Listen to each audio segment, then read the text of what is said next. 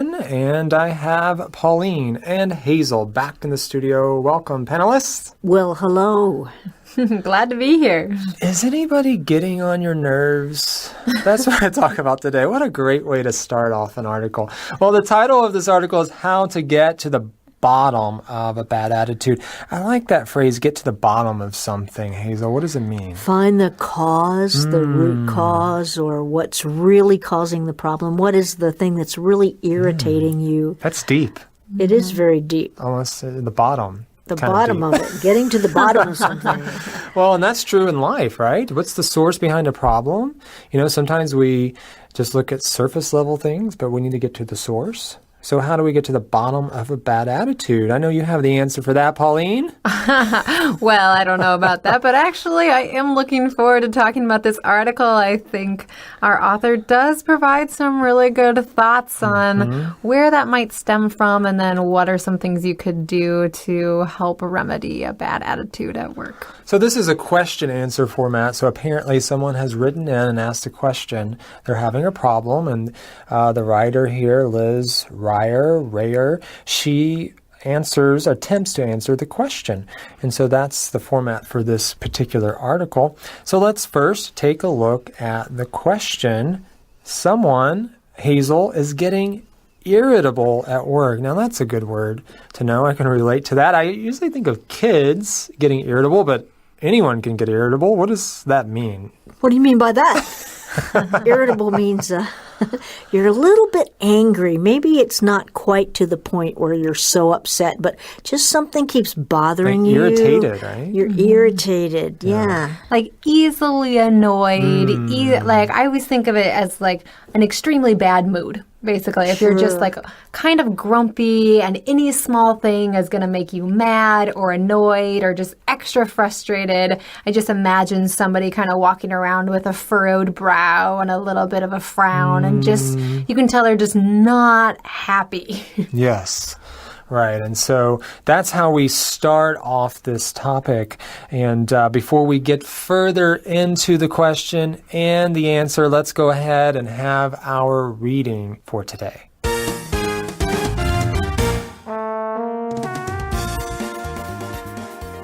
How to get to the bottom of a bad attitude. Question. I've been getting more and more irritable at work. There's nothing specific going wrong, but things just get on my nerves. Any suggestions for getting my attitude back on track? Answer. Taken a vacation lately? That's a serious question. Statistics show that Americans tend to underuse their vacation time, even losing it when too much accrues or it isn't used. Moreover, many people compromise their time off, bringing their work with them or logging on to check email. This prevents the true mental break that keeps you refreshed. Failure to rest also can lead to simmering resentment. Even if you are making the choice to forgo time off, you could end up angry and frustrated, which shows up in other situations. All right, so we're trying to get to the bottom of a bad attitude. This person writes in and asks, hey, there's something wrong at work. Nothing specific, apparently, but in general, there's something wrong. And things are just getting on this person's nerves. Now, I like this phrase. I've heard it all my life. I think my mom would say that a lot. You're getting on my nerves. What does that mean, Hazel? Well, you're making me irritated. You're getting on my nerves. I'm a little upset with you. Whatever you're doing is bothering me. Yeah. All right. And so things are bothering this person at work. And so he or she is asking any suggestions for getting my attitude back on track. I like that phrase too, Pauline. Yeah, to get back on track usually has this idea that something was going right for a while, and then you get this picture of a train like falling off the tracks. It's obviously now like not going in the right direction. Things have kind of fallen apart, and you want to get back to a good place. So we assume this person who's writing at one point really enjoyed their job and was generally a happy employee, and then somewhere along the line, it kind of sounds like just slowly they've started to notice that they're more and more irritable, more easily annoyed with coworkers, coworkers and just everything at work. And I like that this person is honest about that and able to say, hey, I can tell I do not have a good attitude at work. I want to have a good one. What do I do to get back to a place where I'm a positive employee? That is very important. At least they are addressing the issue. How many times do we just keep on in the same ridiculous cycle and not addressing the issue? But this person at least is trying to get help, and so that's a great and important first step. Well, how does Liz Rayer go about addressing this question? What does she talk about first, Hazel? Well, a good answer to a question is to ask another question, and that's exactly what she does. She asks, have you taken a vacation lately? Sometimes we just need a break from what we do. And so that's a good question to ask. Do you need a vacation? Have you taken one recently? Yeah, sometimes that comes up. You think, well, I think it's about time for a vacation. You need to break the cycle, get out of the rut, go somewhere for a couple of weeks if possible, and just get away from things. A one-way ticket, perhaps. More than a couple of weeks. Okay, just joking. Well, it's a serious question, she says. Why does she say it's serious? She has some kind of science to back this up. Yeah, she says statistics show, so they've done some research with some numbers that have shown that Americans, anyways, tend to underuse their vacation time. So many Americans don't use all the vacation time that is available to them through their jobs, and as a result, they either end up losing those vacation days at the end of the year, they just lose them and they never got to use them, or it continues to accrue, so it builds up. They might have weeks and weeks worth of vacation time that they could use that is built up, but they just don't use it. Why? Why are people not using, at least a large number of people not using their vacation time in the U.S.? It's a good question. When I worked in the U.S., people I knew used all their vacation time.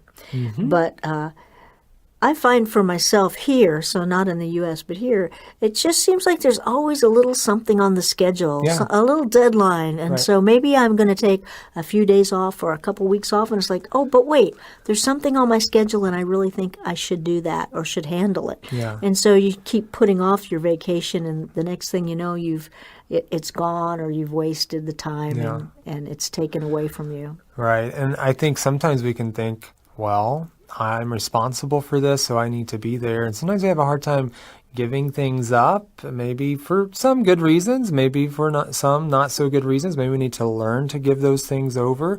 There are maybe many different reasons why people are not using their vacation time. But the point is here, we need rest, and people need vacation. So she continues in the next paragraph, moreover, many people compromise their time off. That word compromise, we use that in different ways. How can you compromise your time off, Pauline? So here we mean you degrade it or you lessen it. It's not as pure as it could be, should be. You don't get a really true vacation because many people are bringing their work with them. So then they're just doing work from a more exotic location, but it's not really a full break that allows people to really refresh and step away enough that when you come back, you have a new jolt of energy and a fresh perspective. People are bringing their laptops to the beach, I guess, checking those emails. Right. Oh, it's easy to do. It is, but her suggestion is, of course, you need a mental break, a true mental break, and so you need to take time away so you can truly refresh. In order to do that, that means turning off the emails and getting away and doing something different. Now, this is an interesting point. She says if you don't rest, you can actually become resentful. How do those two connect? Well, resentment means that you have this sense of like low-level anger towards another person or group that you feel like they're at fault for something that's going wrong in your life. So even if you're the one choosing not to take time off, you feel like this job, these people, this company is preventing you from being able to have enough rest in your life, spend enough time with your family, you're going to start to build this sense of anger and a sense of maybe being wronged by this entity. All right, and they use that word simmering.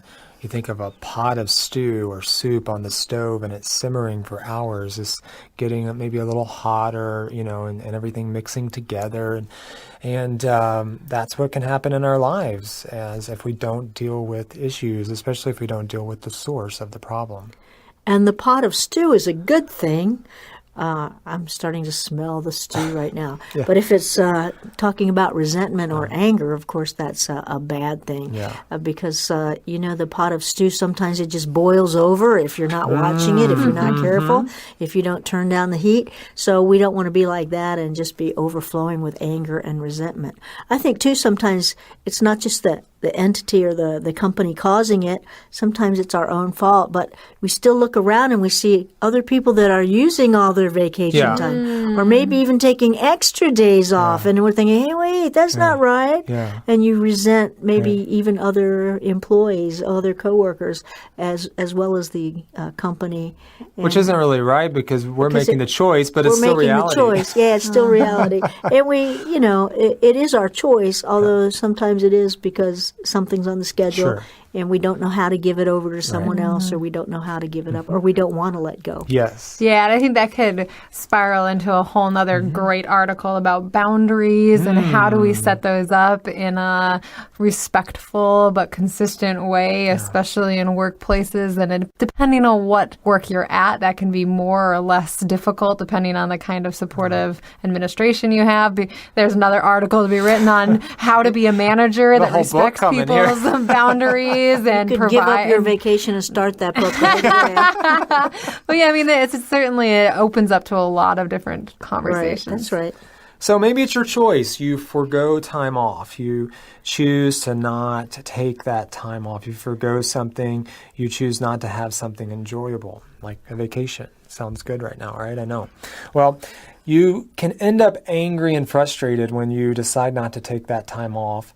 And it can show up in other situations. And so we think we're doing this noble thing. We're chugging along, we're sticking with it, and that can be good at times. But if it's not really where your heart is at, then it can cause problems in your life and maybe in your family and other places at work and so forth. Right, and that idea that it might be out of your loyalty and passion for the work you're doing or the company that you're working for that you're choosing not to take time off.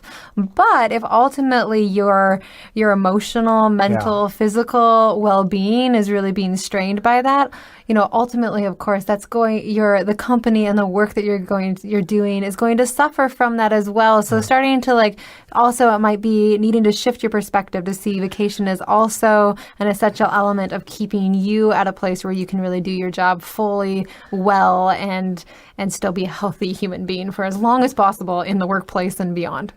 Priorities. What are your priorities and what's the big picture? Keep those things in mind. Well, next we're going to talk about other root causes. So let's have our next reading to learn more.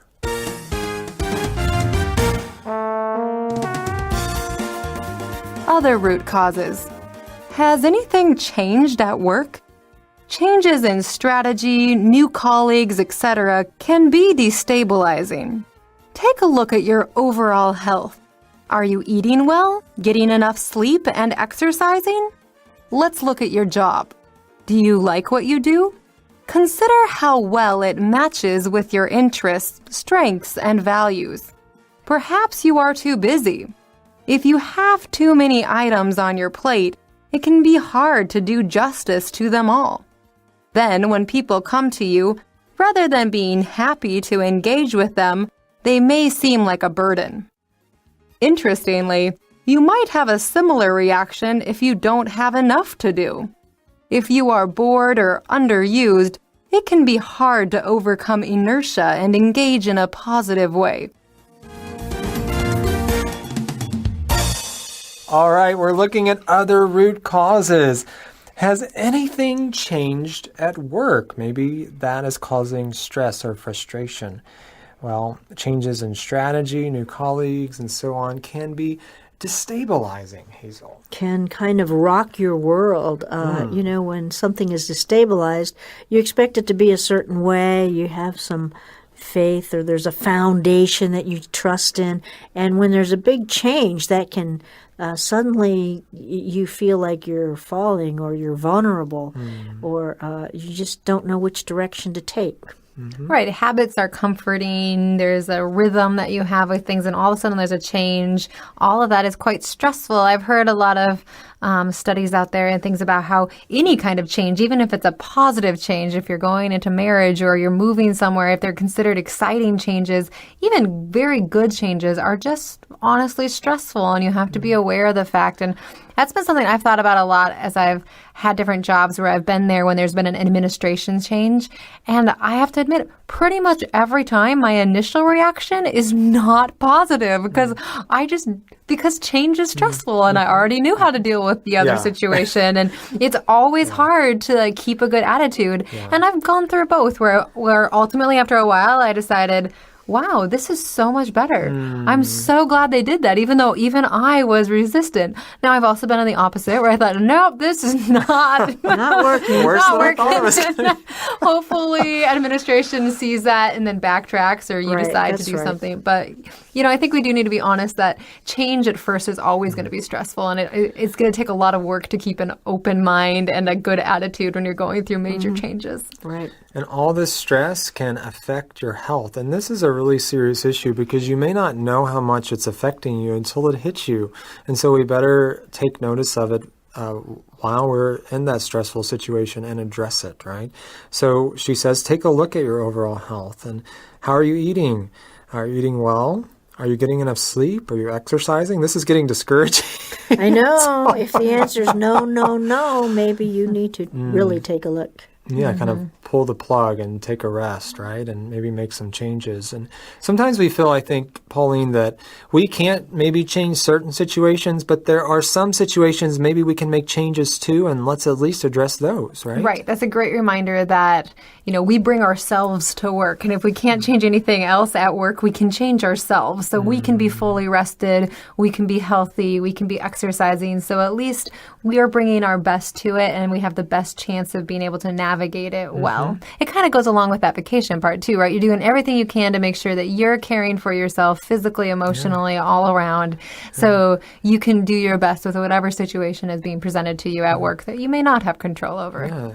So let's do an assessment of our lives and see areas where we need to make changes and try to address those. Right, and that kind of goes into this next part, right, where she says then you can look at your job. You assess the exact type of work that you do and consider, are you frustrated because the actual position that you have, does it match your interests? If it doesn't match your interests and strengths and values, well, of course, you're going to have a hard time, right? And that might not be the fault of the company. If you have found, for whatever reason, put yourself in a position that really doesn't fit your personality or interests and strengths, then it might be time to be honest about that and consider what other options you have. Right. Do you like what you're doing? That's a good question. And I think also to remember that you're probably not going to like any job 100%. That's true. Yes. You always have some things to do that maybe you don't like or you like other things better. So do the percentage. Do the math. So do the math and see if most of the things you do you're interested in and you like. And then, of course, you might need to do some things that you don't enjoy as well. That's so true.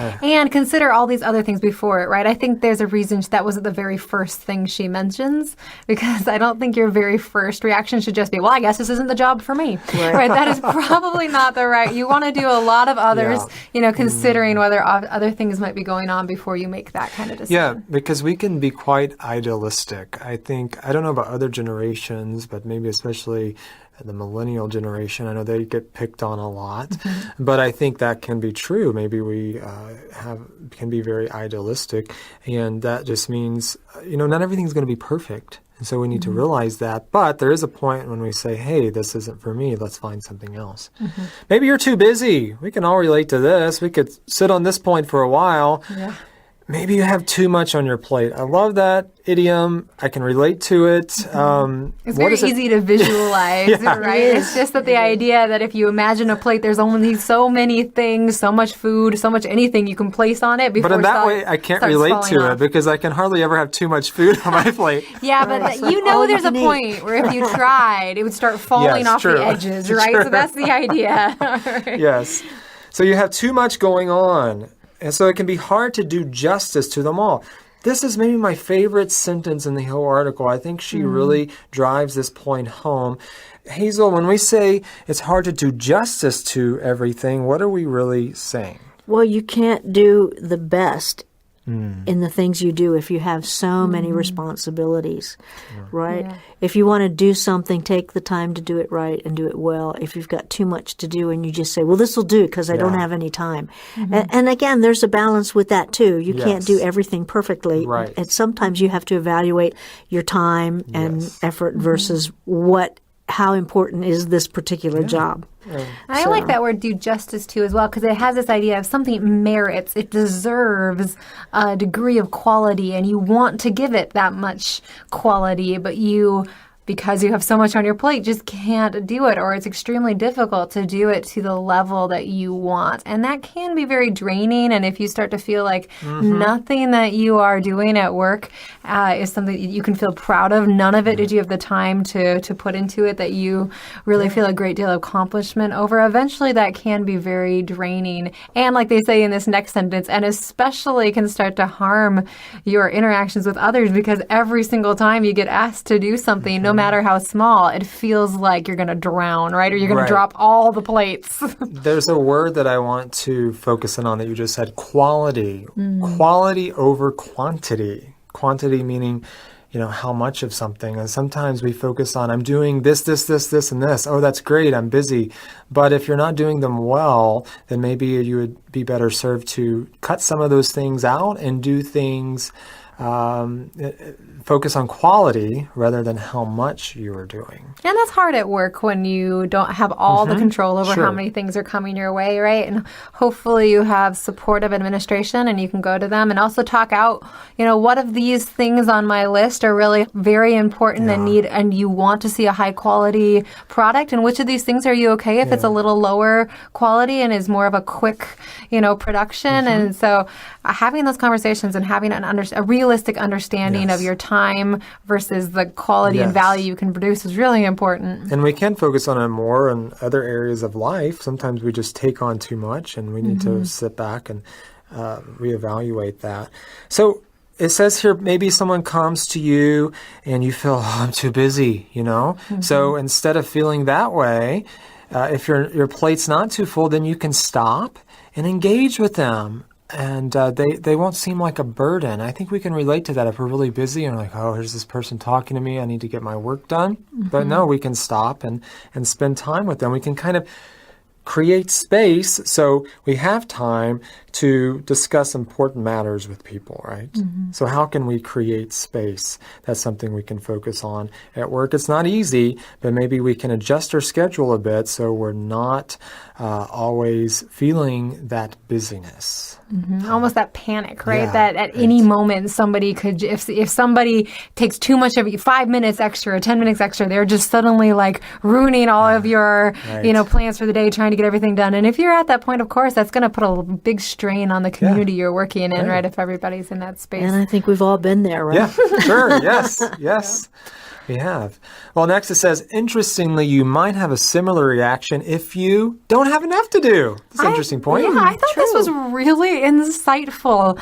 We were all laughing that doesn't feel like maybe that's as common for many of us at work, but it is really insightful. The way that I related to it was at home. If I'm, kind of tired and I'm just lazy and I've been watching TV for a couple hours, it's been a couple hours. I'm probably physically rested up enough I could do something. But then if my husband asks me to, do some dishes or something to help him, it just feels like, I can't, you just that inertia, right? Yeah. But if I've already been up and doing a few things and then he says, oh, hey, could you grab that for me? Or do you mind washing those couple dishes? No problem. I'm in the swing of doing stuff. There's time for it. So there is something about the more sedentary you get, the harder it is to get yourself going and moving. So I can see where that happens at work too. And that makes it hard to balance things out. And, it's hard to rest sometimes because you feel like if you sit down, then it's over. And so there is truth to that, but of course we need rest. Well, we have one more reading for today. It's entitled Proactive Steps. We need to be proactive. Let's find out how.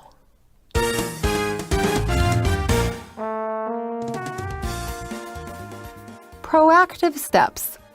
Now, focus on ways to manage your feelings and reactions. After all, your response is the only thing you truly control. Seek out people who model positivity and avoid people who feed the reactions you're trying to change. You don't want to become part of a toxic vortex. And if you have determined that there are legitimate underlying issues, take action to keep them from corroding your day-to-day life.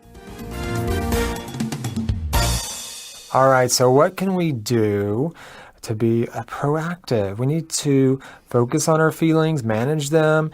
What are our reactions going to be? Your response is the only thing you truly control. That's a good reminder. Now, I like this next point, Pauline. We need to think about the people around us.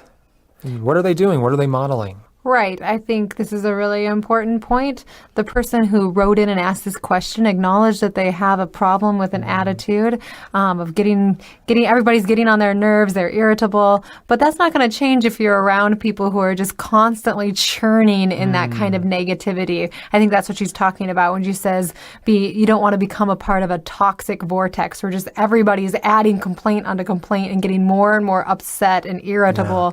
Yeah. You want to be around people who are encouraging each other to be healthy, to be positive, to find solutions to problems when they are there. So focus on what the underlying issues are. What's the source? You don't want these problems to keep giving you so much frustration. And they use the word corroding. Can corrode your day-to-day life. You think of something rusting, right? When it corrodes, it's kind of wearing away and are being damaged or destroyed slowly. And so find out what the source of the problem is and take steps to address the issue. Well, we hope that you've enjoyed this month's lifestyle article. We've enjoyed our discussion the past couple of days. Thank you, panelists, for joining us. Thank you. Yeah. And thank all of you for tuning in. Until next time, this is Brandon. Hazel. And Pauline. Saying goodbye. Goodbye, Goodbye. everybody.